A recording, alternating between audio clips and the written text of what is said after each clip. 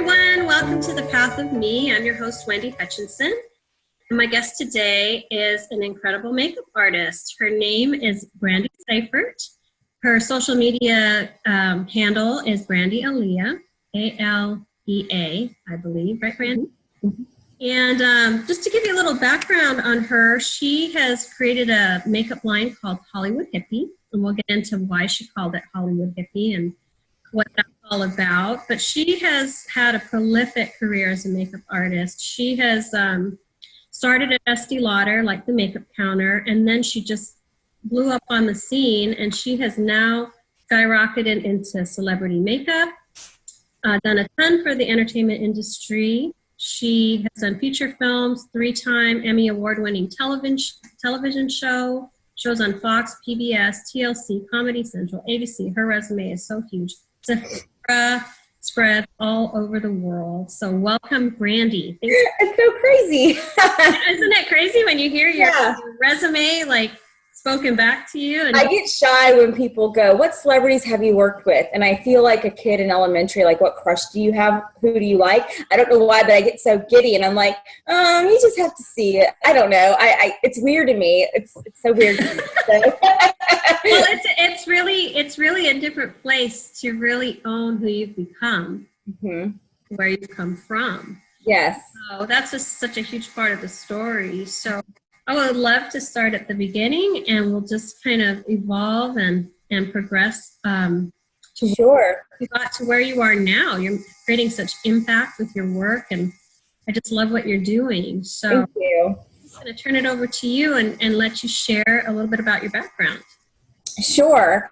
Well, first, I feel like I should say this, and I've learned to own where I'm at today and then give a little bit of backstory. And I want to say that when I'm working with my high-end profile clients, where I'm at today, I almost feel like I survive well in that atmosphere because it's like a stage where I get to perform, and I was able to create a different, I don't want to use the word identity because that sounds a little bizarre, but like I was able to really strive and be someone else. And these celebrities didn't know my backstory. They didn't know the craziness. So it's kind of neat, but now I'm at a place in my life where I've learned to merge all my stories together and live in the present and let all of it be who I am. So I just wanted to I felt like I needed to share that first. That way people can get an understanding of that, and then I'll go into my backstory. So where would you like to go? There's so much. It's very colorful. So for the viewers that are here, I will not go into total specific details, but just a little warning. If you do struggle with PTSD or some sort of trauma, I won't go into trauma topics, but I will just paint a little bit of a story on the surface level. So where would you like to start? Well, let's just start with your your living situation as a kid. I know there was a lot of uncertainty and not a lot of stability there. Right. So for a long time, I didn't remember my past. My therapist would describe it as very, very colorful, and I love that that terminology. And I would say growing up, I felt like a puzzle. And there were a lot of blank pieces, and I just didn't know what fit where. And now that I'm older and I've gone through trauma therapy, I remember a lot of it, but I'm learning that it's not about the memory itself that I remember. It's more about being in present with the feeling, and whatever that feeling was in the memory, to own that and be present to where I'm at today. So just to paint a picture, lots of drugs, lots of violence. I've seen a lot of drugs. When I was 5, I was moved out of a moving vehicle and ended up homeless on the streets with my mom, my brother, and my sister. And I was pretty much the mother of my sister, and I have a twin sister, and my brother for a while. And then we were in shelters. And then for a few years, I don't really know where we were. I have flashes of waking up in bars with my clothes soaked in urine. I have flashes of sleeping on couches at random men's houses. I have flashes of my mom holding me and telling me that this strange man was going to try to sleep with her, and so to protect her from doing that. And so that's probably as cultural. That's a process for a little kid. Yeah, I had to be the adult when I was 7. I was already changing diapers and making choices, and the day we were homeless, I remember carrying my brother around. And now I look back on that memory and I think, I was 5 or 6. Why was I carrying my brother? Why wasn't my mother carrying him? But I didn't think about stuff like that back then. I didn't have a choice. I had to be the adult. My mother wasn't mentally, I don't think she was mentally there. And so she passed on when I was young. And so, but looking back, I had to be the grown up. And so anyway, lots of different stories. I have memories of police sirens, hiding from police officers, hiding in a corner, lots of violence, just really flashy. And so when I got older, I was very confused. And so life went on that way. I never stayed in a home longer than 2 to 3 years. Meaning not just a home, but people that I lived with. So were you in like foster care? When I got older, when I was 12, my mother tried to take her life. And so I was put into foster care. The state took us away, and we were in Minnesota. And so I think back in the day, it was considered an orphanage. And so it's funny when I talk about it, people don't really have the awareness of all that goes on here. And they're like, aren't orphanages in China? And I'm like, we really should be educated with what's here too. Right. So I think now it's called a shelter. And when you go into these places, people don't realize that these kids, sometimes they go to an aunt and uncle, but sometimes they don't. And so a lot of times they don't. And so I went to a shelter, and this was back in 1994, and it was very much, just to gauge, how much time do we have today? So I don't go off on tangents. As much time as you need. Cool. You have all the time in the world. Awesome. So I was walking home one day, and I was used to the life that I was living, even though it wasn't great. That's the thing about these kids. Even though they get taken away from their home, they want to go back because it's what they know. Okay, so I was used to all the drunken episodes. I was used to my mother abandoning us. She would abandon us. Drama. I was used to drama. I was used to that. I knew how to survive in that. It's kind of weird, but I did. That was my life. Was it difficult to transition and then go into a more, I wouldn't say stable environment, but I mean, you're getting fed, you have housing, you have shelter. How did it adjustment for you? No, at the time, no. I'll go into later on after my parents were no longer in the picture and how I survived that going into high school. I was a completely different person, but when I was 12, I was still in the trauma mindset, and so I was still in survival mode.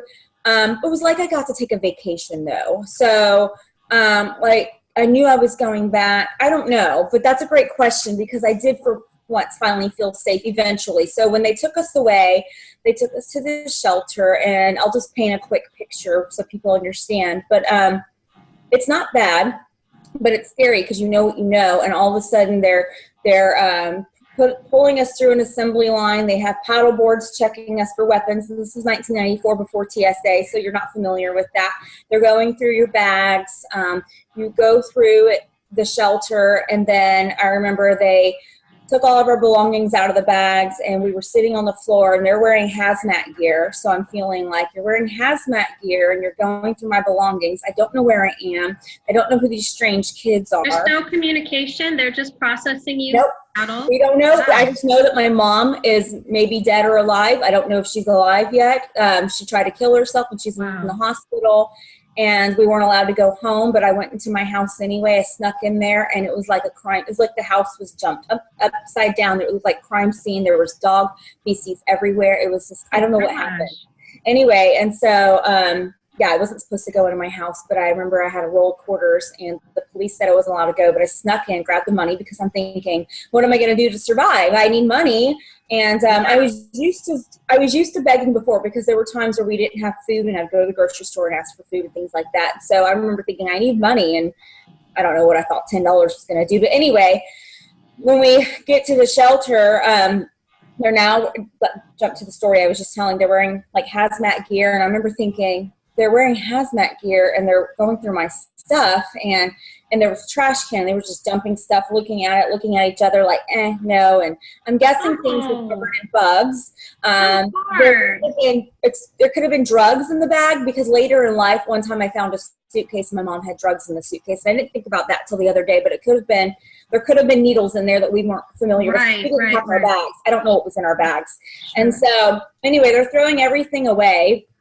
And it was in the kitchen they were doing this, and then they check us for lice, and then we had lice, so they're treating us. And I remember at first feeling like scared and nervous what the kids thought, but I realized I finally was in a society, in an environment where I wasn't judged. These kids were not judgmental at all. In fact, they became our friends, and they would come up to me and they would warn me, hey, this is what's going to happen next. Hey, they're going to split you guys up.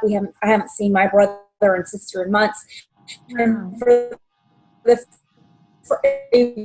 within a day, I felt like I had, for the first time, belonged somewhere. Like I wasn't living a secret anymore, because I used to lie a lot. Like the police would come to the school, the nurse would check me for bruises, and I constantly had to lie about these things. I could never cry out for help, because if kids do cry out for help, what happens? CPS investigates the mom or the dad, and guess what? You're still there. They don't just take you away. And so then you have the consequences of answering to your mother whenever, or your father, whenever you have reported. So one time I did report something to CPS. And then after that, I was scared. Never again. Never again, because now it's not good for the child. Like you want to. And so that's the hard thing about these children. It's like if you go to report something's bad, and then I'm sure if it was bad enough, they would strip you away. I really don't know. I'm not involved in that system, but it's not good. Anyway, so flash forward back to the shelter that we're in. They take everything away. They took our clothes away. We lost everything. And then they gave us a jumpsuit. I think it was gray. And then they showed us our dorm room. And when I paint this picture, when I'm doing my motivational speaking, I paint the picture. It's very true. But if you think about it, it almost sounds like prison. You're hurtling through like cattle. They're checking you for weapons. They take all your belongings away. Your life is gone. You don't know what's going on. You're given a generic uniform you're getting a uniform, and you're showing your room. And I remember, and again, this is a safe place, but I don't know what's going on, and I don't know these strangers, and there's police officers, and it's scary. And so the room was like a dorm room. It was a slab of concrete, a bed, and a lamp on the wall. That's it. No art. Were you in the same room with your sibling? My sister. Luckily, we had a room together. I don't know where my brother was, but she had a bed across from me. And again, it was safe, but like it's confusing. And so there's that. And then I remember this kid said, "Hey, they're going to try to split you guys up." And several of the children told us that they were going to try to split us up. So the next day, sure enough, there was this woman that took me into the back room, and I knew she was different because she was dressed professional. And so she asked me what my life was like with my brother, and so I knew that this was my chance to like keep us together. And I remember telling her I'd take care of him, and I just told her everything. I took care of him so much that the teachers at the school would write me letters home about his homework and whatnot. Not my mom. They would put letters on his homework and say, "Brandie, this is what he needs to do," and da-da-da-da. Wow. And I'm 10 and 11, and 12 at that point. Incredible. Like that time frame. Crazy. Like now I think there's a little bit more awareness in the school system. Sure. But back then I actually felt bullied by the teachers. And I hated it. Not that teacher, but like my own teachers. And I hated it. And it's not, I feel so bad for children. It's not their fault. So yeah. Anyway, but I was able to keep us together. The social worker said, "Hey, I don't know why she told me this, but she said, we got a call in. They want to take in you and your sister, but not your brother." And they kept us together and put us in a group home. But I often think about that, and I think, wow. In fact, my brother, he's in a book coming up if you Google the word "removed." Remember, did you look up that video "Removed"? I think you sent the link. I don't know that I've watched it yet, but I will. Okay, well, the viewers may want to see that link because it really paints a true story of what I'm describing. Well, that company and that has the movie "Removed" coming out, they also have a book. Well, I didn't know this, but my brother wrote his story in the book, and it's being released. Anyway, and in the book, he wrote that he was grateful that I kept us together, and I just never thought about his perception of it. But looking back now, if we were taken away, we would have then had advocates that would have said, "Oh, we're seeing this, we're seeing that," and we could have very well been separated forever at that point. Sure. But because we were put into a group home with other children, they did a great job, but you don't have the advocacy that you may have that a foster parent would have. Does that make sense? So I never thought about that till I saw his story, and I thought, wow, that could have been a really big there could have been a big difference in our future. And I remember sitting in that office with that social worker, and when she told me that this couple wants to take in you and your sister, not your brother, I was kind of angry. Like, how could someone want to split us up? It's not their fault. And then I remember getting this vision. I used to get visions. I still do. I got this vision of a beautiful room with teddy bears. You froze and for my a second. sister and I, but there was no I'm brother. Sorry, Brandie, you froze for a second. Am I still frozen? You just came back, so we missed that part. Where did I stop? You had a vision, and then yeah, that's funny. That's a little freaky that I said I had a vision and I froze. I had a vision. I remember this lady telling me, first of all, let me just go back. When I was a kid, I had visions. I always knew that my mother was going to die when I was young. And I always knew that I would be taken away into foster care. I never told anyone. I just knew it. And those things happen. Well, I had those things happen. So it's weird. Anyway, I remember this woman, this social worker, telling me about a couple wanting to adopt or foster my sister and I. And I got this quick vision of a bed and a room with teddy bears. And I don't know where that came from, but I remember thinking, I don't want that life. Like, no, it looked pretty. It actually looked really safe and nice and vibrant and pure and white. And it would have been my twin sister and I, but then I didn't know. And then I remember thinking, what about my brother? And I said, no, keep us together. And so looking back now, I think they would have been able to advocate for us, and we very well could have been separated forever, because when you're in a foster home, they can see things a little differently because they can advocate for you. Because at that point we had to go to court. So at 12, I now have to go to court, and I'm tried as an adult, meaning I have to make a decision about what to do with my mother. And I'll get there in a second. So a lot of God, Brandie, that's so much responsibility. You're 2 years old. You feel responsible for your sister and younger brother. Yes. You have to go to court and present a case or whatever. So now we get into this group home. I'm told I have to go to court, and I remember we didn't have clothes, so they had clothes that were donated to them, and I'm thinking, I'm 12, and I remember thinking, I'm an adult now. They just told me I'm going to court in the state of Minnesota. It sounds scary to say you're tried as an adult. Basically, you have to make a decision an adult would. You have to go in and say, if my mother dies, this is what I want. And that's a lot for a 12-year-old. And you have to decide that for your family. So, like, my brother can't speak, so I'm speaking on his behalf. My sister's going with me, but I knew in the back of my head that I'm going to be the one speaking, because even though she's my twin, I pretty much raised them. So it's more like we're a few years apart. Right. Yeah.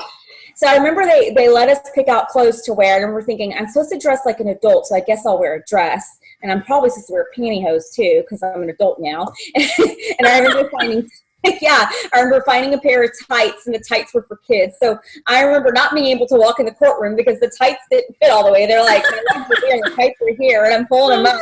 Yeah, it's kind of funny. And it's interesting how you think as a child. Like, I didn't tell anyone this, and anyway, I had no idea that my father was driving up to Minnesota. I guess he got a call, and they told him what was happening, and that he thought he was going to get custody of us. At this point, I hadn't seen my father in years, and I'm painted the picture that he's this horrible man. So I don't want anything. Oh gosh! So you had no idea he was going to be there in the courtroom? I didn't know he was going to be there until I walked in the courtroom and saw him. And he didn't say hi to me, didn't speak to me. So I'm thinking, I still don't like you. You're a bad man. Right. And so we get a lawyer, and the lawyer said, if something happens to your mother, where do you want to go? Do you want the state to take you away, or do you want to live with your father? Well, again, my father's a bad man. So my mother wasn't any better, but she painted that picture. So my sister never spoke up. So I spoke up for us and said, if something ever happens, we would rather go to the state than go with our father. So the lawyer stood up and said this to the judge in front of my father, and it was devastating. It was horrible, and I hate that memory, but there's nothing I can do about that. And again, he didn't talk to us, didn't say goodbye, and he eventually, he spiraled down after that. He went to prison a year later. And what's interesting about that is if he had made better choices, it would have been different, because my mother actually did die a year later. Not from her suicide attempt. She died from cancer. And what's ironic about that story is we're no longer in Minnesota. We go back with her after the foster care. I'll go into we can talk more about the safety of the foster care if you want, but this is kind of the direction I went in. But she got diagnosed with cancer. We came down here to Texas for her to get help. Well, now whatever happened in Minnesota doesn't matter anymore, but he's in prison. So if he had made better choices, it would have been a different life for him. So anyway, but so yeah, that was a very devastating, hard thing. But after the court, we went back to the group home, and the group home was lovely. And in fact, I was on Great Day Houston. Deborah Duncan had me on a couple years ago sharing my story because it was a positive one. But I didn't have to cook. I didn't have to worry about where our food was coming from. We got to go to the grocery store. I never went to the grocery store. When I was a kid, I remember going to the grocery store, but to beg. I don't remember going to the store with my mom. To actually buy food, right? Yeah. We went to buy food, and our grocery stores weren't grocery stores. I lived with my mom. It was welfare. It was government buildings. To this day, I don't like government buildings. Right. Not so recently did I finally learn how to vote. And I was telling a story at a luncheon, and women this was during the recent voting, and they were like, oh! And I said, nope, don't do that. You need to empower people that say they haven't voted. I said, because this is what happened. When I hit 18, my means to survive. I'm not thinking about voting. I'm thinking about where am I going to live? Sure. Food. Yeah. And so flash forward a couple years later, and now I don't know how to vote, and I'm embarrassed, so I never asked for help. So this past year I said, if I'm going to be the voice and advocate children to make choices to prosper, I need to get out and vote. So, and I hate anything that is government related. I don't hate the government, but I get flashbacks, Sure, of course, you have this kind of PTSD around. Yes, I don't like it. I don't even like going to get my driver's license renewed. It's very difficult for me. I don't. Of course. It's very hard. Yeah. So anyway, I went and went and voted recently, and I was like, this is nothing. I mean, it's something, but I mean, the experience, what I created in my head was like. Right, you had created this experience that was going to be so it was difficult. Awesome. I loved it. It was like cheerleaders everywhere. They were so proud of you, and yay. You get a sticker. I voted. Yes, I was so proud of myself, and so now I tell people so when people get shamed, like, oh my gosh, you've never voted. I'm like, stop. Don't do that. Don't put that energy on me. Right. Instead, we need to be, not that I'm trying to go political here, but what I'm trying to say is this is an example of what grown children need. The people that I want to help are young adults, 14 to 23, maybe slightly older. But what happens is when they become adults and their means in life is to survive, they look like an ordinary adult. So you look at them and you think, well, get your stuff together, you millennial, or whatever they're called these days. Right. But if their means was to survive, they don't have the resources. Well, not even that. It's not just the resources. They don't have anyone to mentor them. Yeah, and the clutter in their head. They can't focus a lot of times. I have a young girl in my life right now who's about 14, and the clutter in her head, she can't get stuff done because there's so much mental clutter. And that's another thing. Anyway, I don't know why I jumped into the voting thing. That's just an example of something I had to work through, and it took years. Right. Here I am in advocacy talking about making a difference and helping kids, and I thought, darn you, Brandie, you need to go out and do this, and don't let fear take you down. So here I am, 37, and finally voted. Well, what's cool is you did it. Now you can check that box, and you can how to do it if that's important to you.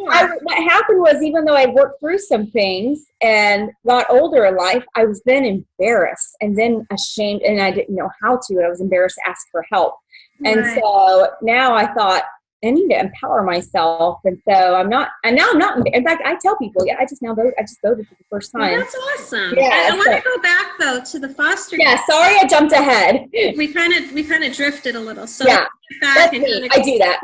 Go back to the foster home, so the foster care. So how did that transpire that you were able to? How long did you stay there, first of all? It actually wasn't that long. I was only there for a few months. But the reason that I share the foster experience as my platform is I can paint a picture without going into the disgusting and trauma, colorful stories of my life. If I tell someone I went through foster care without going into the other stuff, they automatically think, aha, you have a story. And so I honestly wasn't there that long, just a few months. And but it was enough to open up my eyes to a different life, to kindness, to other people donated things for us. I was able to go to theater shows. We had structure. For the first time in my life, I had structure. Monday night was a certain night. Tuesday night was go for walks. Wednesday, every night was something. And how are your brother and sister responding to this different kind of life? it was hard for them. Like, it was nice for me because I got to take a break. I honestly don't know, and I'll tell you why. I finally got to take a break, and I said, there are parents here that can take care of them, and I got to be me. So, but I do remember seeing certain things. And my brother was trying to watch Power Rangers in this home, and they shut off the TV and wouldn't let him because they said, we don't allow violence here. And I remember his face was like, huh? And so I remember feeling that. I remember glimpses of things like that, but I don't really know because for the first time, I got to just chill. Just and you. That must have been huge for you. I got to take a break. Yeah, it wasn't a long break. It was just a few months, but I'll never forget. And I've not told anyone this, and I think about it a lot, but I remember it like yesterday. I liked it. I didn't think I was supposed to like it when I first got there, but I liked the group home. And I remember walking by the phone and it was ringing, and I don't know why I answered. I guess I was really feeling comfortable because the staff is supposed to. It was a staff home. Right. Staff should have answered. But it was my mother, and she was so excited. What? It was your mom, and you happened to answer the phone? That's so crazy. Yeah, I've never told anyone this story because I'm not sure how I feel about it. And on the phone, she said, because I felt guilty. I think I feel guilty about it. I don't know. I have some processing to do with that. Anyway, she asked me, she said, hey, I'm ready to come get you guys. Do you want to come home? And now I don't like that she put that on me. Why would you ask a child that? You're my child. You come home, you know. But I remember lying and saying yes, because what other option, what am I supposed to do? Tell you no? I don't know. Like, no, Mom, I want to camp out here a little longer. Right. And, I hate it. I hated it. I didn't want to go home. I didn't want to go back to that life. I hated it so bad. I hated that life. Like, well, you had a taste of stability and for the first time, and it must have been. Yeah. And I realized some things. So about 15 years ago, I volunteered at CASA, and I was going through the CASA training. For those of you who don't know, CASA is child advocacy, where you advocate for the child, CPS cases. And they were going through the different things that kids do. And I thought, I never stole anything. You know, these statistics the kids later in life, you know, they steal. I was stealing, but didn't realize it. It didn't dawn on me. And that's how these things start. So I remember being in the foster home, and we had, I just feel led to tell you guys this, we had a drawer of graham crackers. And every day I walked by the graham crackers, every time I would stash and stash and stash, because I would hoard food and I would hoard clothes. I stole clothes too. I bet that's common because it's so common. But when you were getting the next meal. These kids aren't thinking about stealing. They're thinking survival. I have a clothing item I can finally wear that's clean. Yeah. I didn't have clean clothes. Right. I finally, or clothes that fit. I finally have food. And so one day I asked the staff, I said, where are the graham crackers? And they said, well, you have them. You have them all in your room. You stole them. They didn't say steal, but and I remember thinking, I don't know why, but I felt relieved. Like, I don't know why, but that was a big deal to me. Oh my gosh! Oh my gosh! So what happened? Did your mom come back then and get you? Mm-hmm. Yep, we drove home that day, and I remember Oh my gosh! She was playing country music, and I remember her singing like it was the best day of her life. And I remember thinking, I hated this because my mother, she was never really sober, and then when she was sober and she was trying to be her best person, I didn't know how to deal. I actually hated it. I didn't know how to deal with a sober mom. And sober mom meant she was going to be around to try to be a good mom. Right. And that was your role, though, to be the parent. So then right, I knew how to do that. Yeah. Right, and so anyway, that was really tough going back home. And so, but shortly after that, she was diagnosed with cancer, and then we came. Did you have family down here in Texas? I did. I have a grandmother here, and so we came down here, and she died shortly after. How old were you at this time? Like 13. 13? I'm 13, and ironically enough, I didn't have a spiritual background or anything like that. I had no faith. I didn't grow up with anything like that. And we were down here for a short time. I thought I was going to go back to Minnesota. I didn't really know what death was. I didn't know she was dying.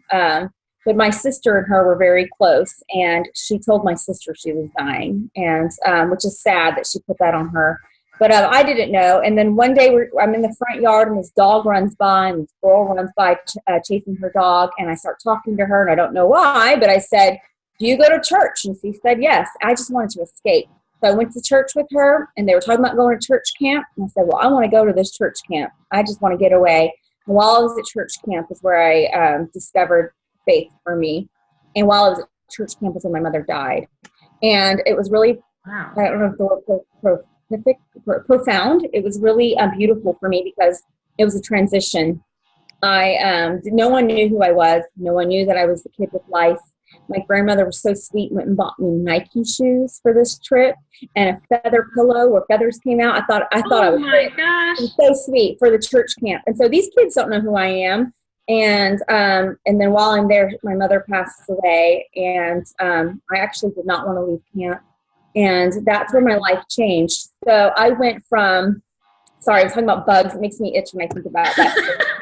I don't have bugs, guys. It's just like a thing. Like, anyway. I believe you. Thank you. Yeah.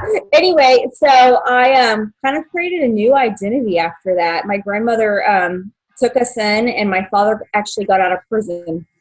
And so he tried to get custody of us, and my grandmother didn't want that. So she got custody of us, but she really couldn't handle us. So I love her still. She's still here, but she just couldn't do it. And so we went and lived in different homes. And then I go off to high school. Well, no one knows me in high school, so I created a completely different version of myself. I wanted to be popular. I wanted to be on the drill team, all these things. And I went to live with an aunt and uncle who were wealthy. And I don't have anything to do with them anymore, but we'll go into that. Unfortunately, children that grow up with these types of trauma and abuse, it seems like it keeps going and going. And even though I was living in a wealthy home, there was some stuff going on. So it was hard because I created a new identity for myself. I completely shut the door on that life, completely different life. I was no longer, in fact, with my grandmother, I wasn't even allowed in the kitchen to cook. So now I went from cooking, cleaning, taking care of family to being the rich kid in school, popular, drill team, whatever activity I could be in. And a lot of that was because my uncle was molesting me. And I didn't tell him. To be away from him as much So as I was at school as late as I could be. I would get home as late as I could. I wouldn't eat dinner. It was pretty bad. It's a crazy story. Like, he had cameras in the house, and oh my gosh. Yeah. And how many years were you with them? Just a few. So I moved in there at the end of my sophomore year to the end of my senior year. So just a little over 2 years, not long. It probably felt like a long time when It felt like a long time to me because I was never in a home longer than 2 years, and this was high school. And also when you're going through trauma, when you're older, I don't know how to explain it other than when this would happen, it starts small. Like, maybe it's just a little bit of touch, and you come out and think, okay, I'm familiar with this. It's like it never happened. I'm going to go to you. Anyway, eventually it escalates. And by the time it gets progressed, you're so confused because are you making this up? Like, and who do you tell? Like, you can't go. I was so used to trauma that I didn't even realize what was going on. Even though in the moment I would think, this is not good. I remember thinking, just go to sleep. It's like it isn't going to happen. You know how this works. In the morning, it's like you wake up and it's like it never happened. I remember telling myself that. You're telling yourself that to survive, but you're not analytically going, hey, you just told yourself that, so you might have a problem here. Mayday, mayday. Right, it doesn't work that way. You're really just trying to survive. Yes. And you're doing whatever you need to do, telling yourself whatever you need to tell yourself to make this go away. So it got so bad to the point I just couldn't handle it anymore. And it was right after high school. I just graduated. It was building up. I realized I never took my SATs. I didn't know what college I was going to. No one asked me about those questions. The popularity is now over. I'm now working as a camp counselor at the YMCA.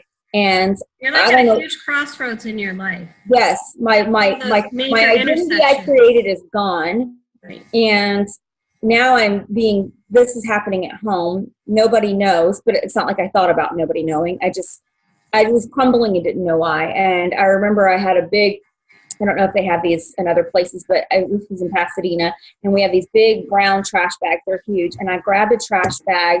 It's interesting now that I think about it. That probably took a lot of guts for me to even go grab a trash bag. But next thing I know, I'm just throwing stuff in this trash bag, throwing stuff in it until it gets to the top. I'm breaking down at this point, and I don't know what I'm doing. And I call my grandma, and I just said, I have to leave. I have to go. And she calls my uncle. He's not my uncle. He was my uncle by marriage, and now they're divorced. So that story's changed a little bit. Now the family is, I think, a little bit, they see the picture now. But for a while, they didn't, and I was completely abandoned from the family. I had nothing. Anyway, my uncle comes in there not knowing what's going on. He just said, this is so creepy. He said, I just got a call from your grandma that you can't handle it here anymore and you need to leave. Well, because you're doing that, your sister now has to come here. And I remember him telling me, and I remember thinking, yes, and I remember thinking, are you going to hurt her? Like, is this a threat? Like, I don't understand. And I don't know if he knew that maybe, I don't know. At this point, I'm still so confused about all the things that were happening that it's not like I was sitting there going, you've done this wrong. Because again, people that go through trauma, they dissociate or even Of course. They dissociate from it, and therefore it's just confusing. It's just very confusing. Sure. Anyway, so my sister goes to live there. She hates it. No, she did? Mm-hmm. I don't know Why how did long. your grandma send your sister there? No one knew what was going on. At this point, nobody knew. Nobody knew what was happening. They just, Did you I don't know if warn they her? thought. Were you able to warn your sister? Well, I was living in such a dissociative trauma mess that it's not like I would go, hey, but everyone knew that he was a jerk. So I hate saying that about him, but it kind of was. Yeah. And so people didn't like him anyway. So there was maybe that sort of warning, like, hey, you're going to have to put up with him. But it wasn't, I don't think anything ever happened. I don't know. Anyway, and I'm not sure how long she was there for. I don't think very long. So long story short, I'm now 18 and this is happening. And I just shifted around houses for a while. I lived in different places. I ended up in East Texas, actually with my father, and who I didn't know. And that was sad because my brother ended up there too. My grandmother said, hey, I'll be back in 2 weeks to pick you up. And she never went back. And what? Oh yeah. My gosh, Brandie. Yeah. And so anyway, flash forward, I'm homeless. I ended up wasn't sleeping in the streets. I had a car, just bounced around. Mm-hmm. So my best friend's mom took me in, and I didn't have a job at first. I was so depressed. I was wearing pajamas. I went and applied for jobs wearing PJs. I was broken. I was so depressed, so broken. And I got a job at Dillard's. And I guess they just didn't look at me halfway down because I was wearing jeans in my interview, and they looked at this way up. And I got a job, and I remember filling out an application, writing where I wanted to work, and I wrote cosmetics. I had no experience, but I thought if they hired me in cosmetics, that meant they thought I was pretty.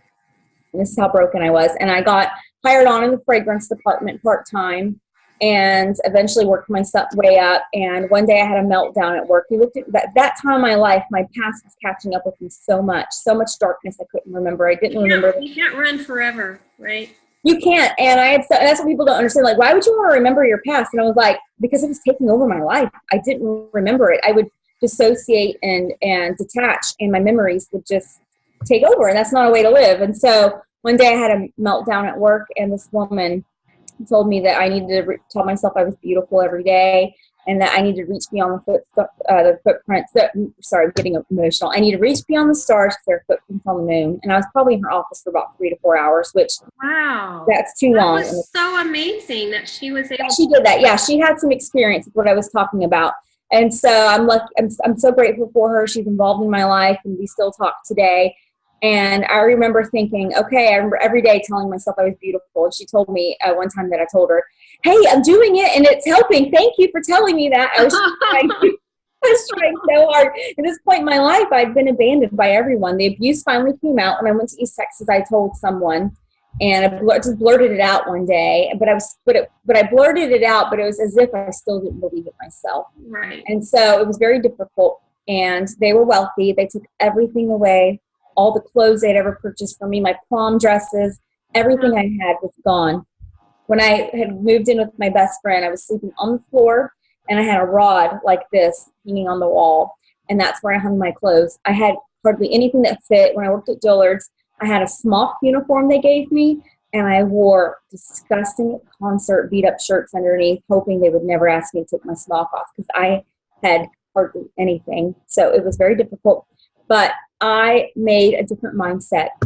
I wanted to be something so different, and I learned to have structure in that place, and I got so addicted to making sales goals and crushing them, and I loved people. I just created a different mindset. You reinvented yourself again. And work, I did. It was a new start for me, and working at Dillard's is very structured. If you're late, you get a mark. You get 8 marks, you're fired. They're very strict. It's very, but I needed that. So anyway, a lot of people don't like that about them, but it's great for people that need that kind of structure or appreciate it. So I just kept making numbers and crunching them, crushing them, and then I went to work for Estee Lauder, and then I became in management, and I was knocking out these events, and I just loved it. I was the youngest on my team. I was like 20.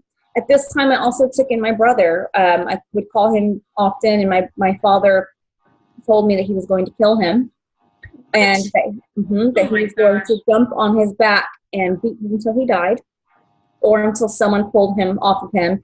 And ironically, so I said, I'll take him, Dad. Let me take Jeremy. And Jeremy's my brother's name. And I'm making $8.50 an hour at this point. And I said, I need help. Can you help me financially? And he said, yes. And we never did. And it's weird. At the end of that call, he told me, and I don't know why he said this. He said, and I don't care if your brother ends up homeless. It's interesting because within a year, my dad lost everything. He was homeless. I couldn't find him. It took me a couple years. When I finally found him, I found him in a shelter, and he had just 2 duffel bags to his name. Yeah, and anyway, it's interesting. That's an interesting story. Were you able to get like public assistance, so you're not trying to feed and support 2 people on an $8.50 an hour job? How did you do it, Brandie? We ate hot dogs, and I went to Value Village, which is a clothing, like a very cheap resale store in Pasadena. And I just did it. And I didn't have him for a long time because what happened was I thought I could raise him. My brother's only 4 years younger than me. So here I am starting to remember my memories. I'm having nightmares. I'm getting trauma flashbacks. I just started going to therapy. And now here's my brother, who also has his own story. Of course. I couldn't do it. That's just too much at once to process. Yeah, so he has his own story. So when he came to stay with me, the idea was we were going to get him to Cal Farley's Boy Ranch, which is a place up north. And it's like an orphanage place, but it's for boys. And you basically farm and you earn your keep there. And so when he came to stay with me, I said, this is our next plan. I'm going to get you. I can't raise you, so we're going to get you there. So I remember talking to my grandmother, kind of coaching her and saying, hey, you're the legal guardian. I need you to make these calls. So she set up all these, sorry, my light just went out. She set up all these calls with this ranch, and she was supposed to get him up there. Everything was going through, except my roommate's mother stepped in and said, I don't want him to go. So she took him in. So that's another story in itself we won't go into. We'll be here forever. So eventually, anyway, that was really kind of your roommate's mom to take your brother in. That's huge. Yeah, that had its own issues. So that's his story to tell. But I ended up moving in. A family from church took me in, and they saw that I needed to stay in a safe place where I could heal and grow. And so that's what I did. And it was really wonderful. And so it was really lovely. So anyway, back to my working situation. I got into management, love managing, love business, love goals, love numbers. Then I got into artistry. And so business and artistry is kind of 2 different mindsets. But I had so much fear in my life that I wasn't really living my full potential. I didn't think I was a good artist. And so once I learned to let fear go and just create, I actually realized, gosh, this is amazing. And it was wonderful. And so I joined the artistry team. I traveled. I was featured for Chanel, Estee Lauder, and Laura Mercier, traveling for them. And then I got into film and television, and got into, it just kept escalating and escalating. And during The this whole star time, really was rising. You were shooting for the moon, Brandie. yeah. What's funny is I didn't realize this till years later, but one of my clients was the last man on the moon. And I think it's cool, full circle, that this woman spoke like future life into me. Like, you need to believe in yourself and you need to reach beyond the stars because there are footprints on the moon. And she said it twice. She said, footprints on the star, there are footprints on the moon. And I remember thinking, that's a little cheesy, but okay. And and then you work on the light. I worked with the man on the moon. Yeah, I know. It's crazy. Incredible. Yeah, and I've probably every major network, every radio station, because I would do a celebrity press junkets, and so getting into the Hollywood Hippie company, I used to call my clients Hollywood Hippies because I wouldn't tell you who I was working with, and so I would say I have a Hollywood Hippie coming to town, and the reason I called them that was because they were most usually from LA. A lot of them come from different places, mostly LA, and maybe they wanted a healthier product. They wanted like a vegan lipstick or something like that. And so I called them Hollywood Hippies. It was a code word no one knew about, except I would call my friends who were selling makeup and I would say, hey, do you have something for my Hollywood Hippie? And so flash forward, I'm working different press junkets and whatnot, and I would give these celebrities a kit for their publicist, and it would have their lipstick, their powder, just different things, but it wasn't a brand. I didn't have my own brand, so it was random things that I would purchase for them. And it was just kind of my way of leaving my mark. And so here you go. This is for them because these press tours are crazy. It's paparazzi. We're running out of one of those black agency-looking vehicles, and I'm the last person running out of the back. And by that point, they're all ahead of me, and I'm running. And so those are something crazy. We're running into radio stations. And what a life. What a life. What a different lifestyle. I know. It's bonkers. I mean, that's why I love doing motivational speaking. I paint the picture, and then I want people to go, especially young adults, to go, oh my gosh, you went from that to that. And it took dedication, and not just dedication in my career, dedication to myself. And yes. Where I really began to shine is when I invested in my therapy, when I invested in myself. And more so now, flash forward, now I'm 37. All this was happening when it took time, but my early on healing was when I was 20. Well, now I've learned to live in energy. What that means is this. Back in the day, I learned... Now you're speaking my language, Brandie. Your language. So back in the day, I learned my memories, and I learned to say, okay, that sucked. I remember that now. Put that on the back shelf. And I learned to live in the analytical mindset, which I thought was powerful. Analytical mindset, I was dissociating myself from feelings, and I was going, okay, that memory sucks, but in order to achieve today, this is what I need to do. And so I became very scientific, like very black and white, like analytical, black and white. So now I'm going, gee, that happened. How did I feel? Oh my gosh, I feel it in my gut. And so, or whatever, and process it and move on. And so now I'm learning to live in the present. The other day I was watching something on TV. It's so funny. I would have said back in the day, ooh, that makes me angry, because I was learning back in the day how to associate feelings with things. Experience. Now I'm learning to associate with energy. So I go, ooh, that makes my stomach hurt. And someone goes, do I need to change the channel? And I was like, no, I'm good. I'm just You're just identifying your emotions with... Yes, and it's beautiful. So there's that energy healing that I'm doing, and then there's the other kind, which is like intentions and frequency and vibrations and being making words of affirmation and putting it out to the universe, what I want, what I'm going to do, and things like that. And so that's so powerful, because when you feel it and own it and express it and send it out into the ether. Let me tell you, I'm 37. Energy and power to that, right? Yeah, I started therapy at 19, 37. Went off and on, went for a long time, then stopped.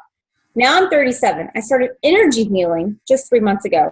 I have progressed so much more being in alignment with energy, which, by the way, I have to admit, guys, I thought it was woo-woo, voodoo, and a little witchery before. I didn't know. And so, and I can go into that if I need to. But something nudged you in that direction. Yeah. Well, it started with my dog. My dog I couldn't communicate with her one day, and I have a client that did energy work, so I referred the client, and I saw a change, and then I started looking into it, and then that's the shift. And so I became a believer, and and it's made such a difference. And then it's funny, when I met you, I didn't know what you do, but I sensed I described Wendy as peppermint and sunshine. And so when I met Wendy, in fact, I have to tell you, I have a diffuser right here, and I put eucalyptus, peppermint, and wild orange in it. And I think this is Wendy. This is a Wendy. You're so sweet. And the smell reminds me of your energy that you give off. That's so awesome. Isn't that Thank fun? you. And so when I met Wendy, I go, "What? Do you remember this? Do you remember?" I go, "What do you do?" Yeah, you said your energy is vibrant. And then I was doing this, and then I realized I don't think I'm supposed to be stealing from you. I don't know if that's accurate. I don't know if that's healthy, because I realized people did that to me, and it's exhausting. But anyway, it was so like radiant. It was like sunshine and peppermint is how I described it. I have not met her in person. Oh my gosh, it's like, Brandie, you're so sweet. Yeah. I'm so inspired by your story. I'm so inspired that you did this on your own, because to be able to succeed and thrive and find who you really are and step into your greatness is hard enough when you have family support, resources, opportunities that are gifted to you. You, my friend, did this all on your own, and I'm so proud of you. I'm so humbled to, call you a friend, to bear witness to your journey here. It's amazing. You are amazing.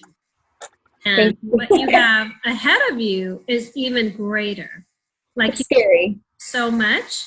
Yeah. Isn't it amazing that once you start to step and align with your soul, how much is available and starts just your life. So interesting. I'm scared to death based on analytical things like numbers and stuff like that. Right. But then I'm in a different walk that it's like so refreshing and exciting, and it's like you're gonna be okay. Just stay in that walk, Yeah, stay in your lane. I always say stay in your lane, right? I want to ask you, what do you think was the one thing that allowed you to keep going and keep getting up and keep... Somehow, ever since I was young, I knew there was a different option in life, and I don't know how I knew that. But I remember seeing some crazy things, and in my mind going, what's the opposite of that? I'm going to do that, or I can do that. And no one taught me that, although they say children are taught somehow, somewhere. I really don't know where that came from. I don't know.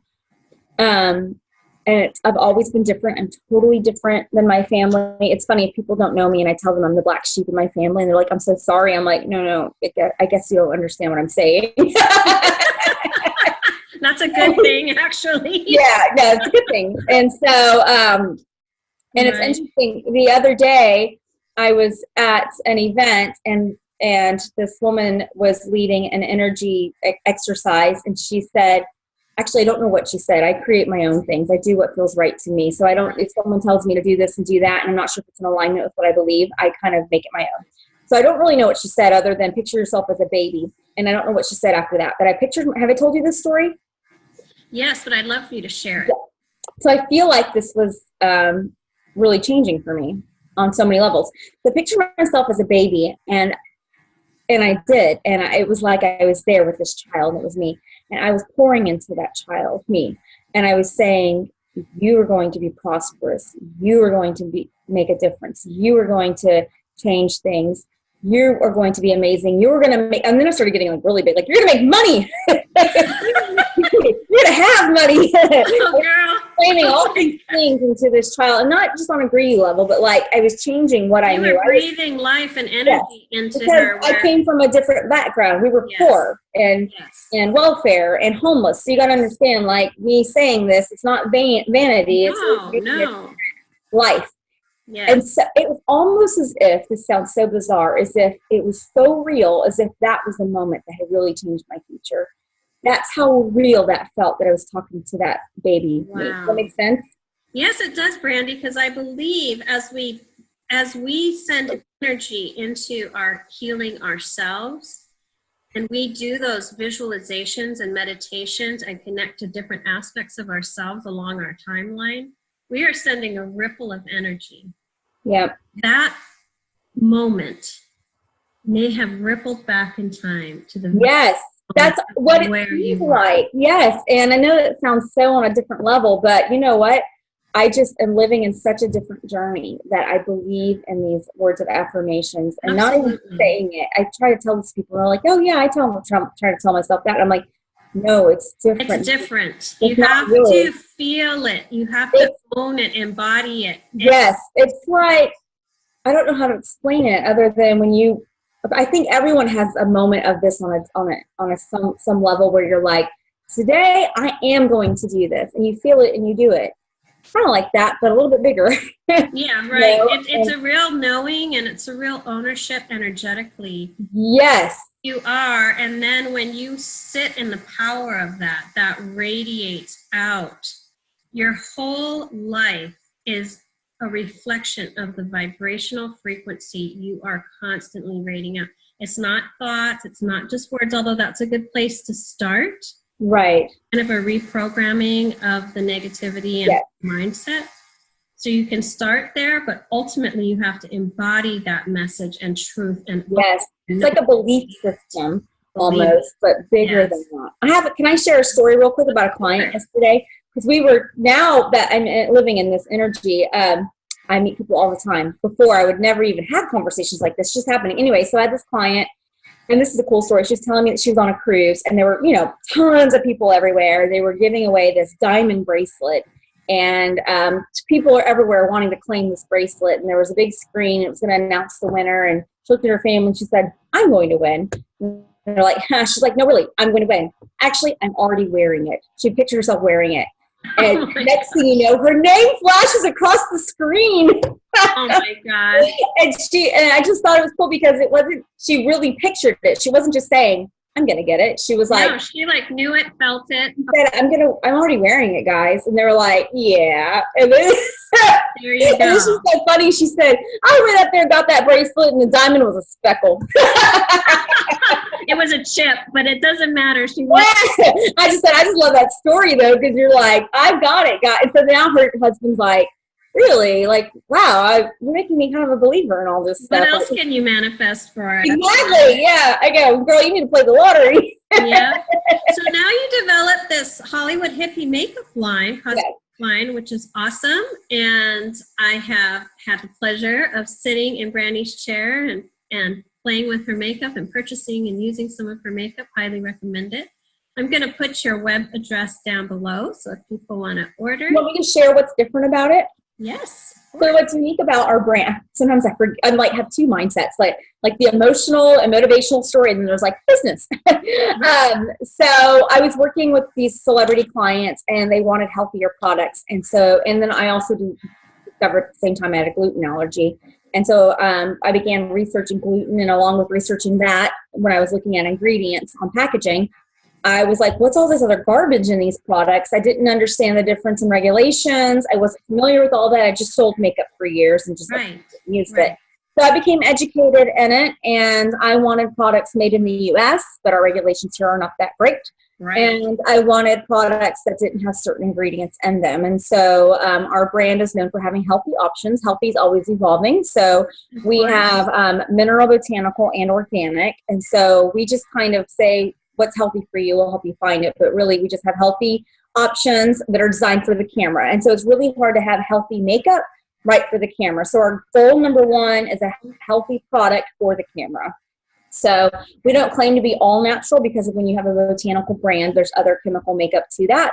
But we do have all natural products within our brand. So overall, we're known for healthy options designed for the television. Vibrant colors, no talc, no bismuth, no paraben, no gluten. And then if you have other healthy needs, like I have clients that are allergic to rice and corn and soy, well, then we'll really go nitty gritty in the brand. Wow. And then we're also known for our give back. A lot of people like that about us. So we partner up with Fostering Success, which is in Katy, and it's a place for transitional living. And so it's for kids aging out of foster care system. Oh, I love that. So a percentage of? All 100% of our Coke collection. Our Coke collection is really cool. The Coke collection is a unique collection. So it's very strong. meaning you'll look at it and go, okay, so like there's a blue eyeshadow. The reason it's blue is for child abuse awareness, which this is Child Abuse Awareness Month. The color of that's called courage, so C. O for optimism, that's a highlighter. It has pink undertone in it. The lip gloss purpose has pink, purple, and blue in it. And then E for empower, so Coke. Empower is a mauve, like liquid lipstick. All these colors have either a blue or a purple undertone, and that's because blue represents child abuse awareness, purple represents domestic violence, and they often go hand in hand with these children. Yeah, so 100%, I don't make any money off of that. Our best seller is probably our purpose lip gloss because it looks cool, but you put it on and it looks, anybody can wear it, and so it's like a cool color that you can feel cool wearing, but it's universal. It's universal. It's universal, yeah. And the blue glitter in it doesn't look blue on you, but what it does is a special effect, so it makes the teeth look whiter. And the purple pigment make your lips look like a brighter, almost like a soft pink. And so can people order that online? Yes, you can order it on hollywoodhippie.us. And then our collection's called the Coat Collection, and that particular product is Purpose Lip Gloss. But all of them are great. Yeah, they're very. That's so awesome. I know you got invited to speak in a couple. Yes, so we'll be going to the Capitol in Austin and talking about. I don't know what we're actually doing. I know we're kind of there representing kids that need to get into foster homes, and so we're there with another organization that will have pictures. It's kind of sad. You know how when there's photographers that do adoption pictures for dogs, they're doing that for children, and so all over the Capitol will be just faces of children that need to go into foster care. Wow, that's so powerful. I know. I love that you're going to be able to. Yeah, I don't know if they'll have a speaking or what. We'll just be there to support, and maybe, I don't know, it's like a rally and a big day. So, I'm not sure, but I'm just glad to be present. Well, what an honor to be invited. That's what I want to do. I have my makeup brand, and I have the agency part to my makeup brand where we produce shoots and that's a whole different part of my business that I really like doing, but the developing all of that. But I really love advocating, and I love living in truth. And so even when I'm doing production work, I want to work in good energy. You know, I don't really... Yeah, all of it's living in truth and being in alignment. I love that. I love that about you. Well, Brandie, it has been such an honor to share your story, hear your story, and to have you be a part of my life. Well, I'm so glad I met you. I can tell we're gonna have some good times ahead of us. But for being so raw and real and letting our viewers know that you can overcome anything. Mm-hmm. You can overcome trauma. You can create a healthy lifestyle, and you can love yourself back. Yes, and I recommend investing in researching and doing energy work with the trauma. I wish I was aware of that years ago. That's okay. I have a story, and now I'm able to encourage others. And you found it right on time, exactly when you. Yeah, I'm living in truth now, so I didn't go into my divorce or anything like that, but it came at a great time where I can really transition into my own. So, yeah. Yeah, that was another launch pad for you and into greatness. So, I wish we had 3 hours. I know.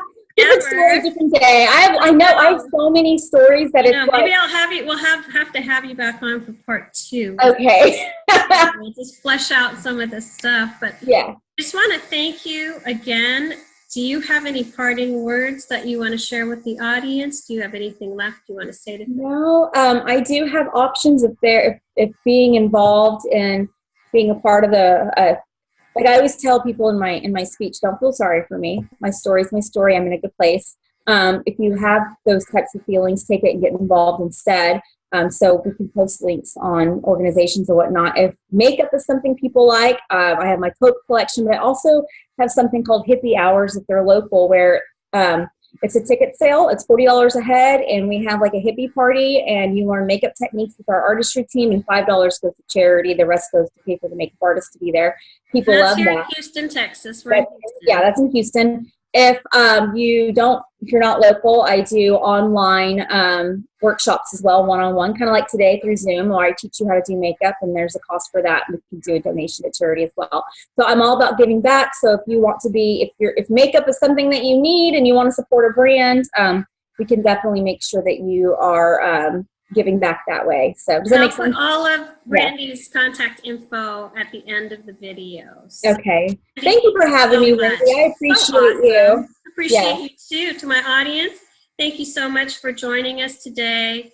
I hope that you were inspired by Brandie's incredible story and know that everything is possible for you. So shoot for the stars and put your footprints on the moon. There you go. I love it. Okay? We love you. We'll talk to y'all later.